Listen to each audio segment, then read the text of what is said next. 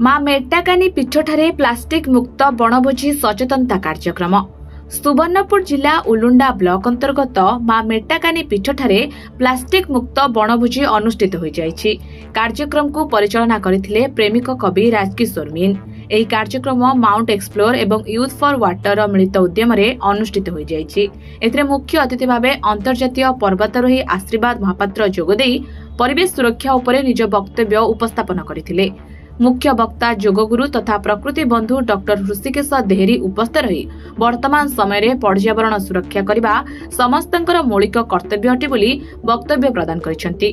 सम्मानीय अतिथि देवराज छत्रिया, वनखंड अधिकारी बिहारीलाल मिश्र, मेट्टाकानी पीठर सभापति, स्थानीय सरपंच देवदत्त पड़िया, दिनेश माझी, फरेस्टर उपस्थित रही निज निजर मत प्रदान करथिले।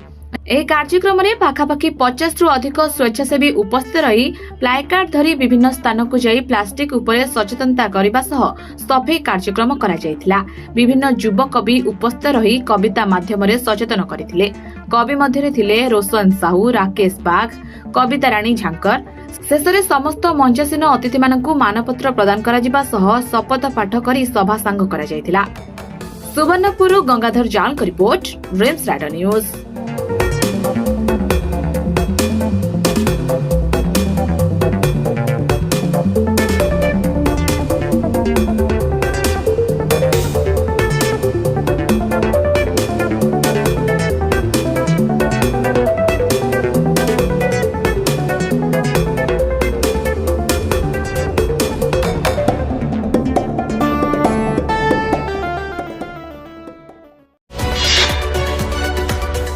आम सह प्रतिदिन जोड़ी होई रहिबा पई आम चैनल को लाइक, शेयर, सब्सक्राइब एवं फॉलो करंतु।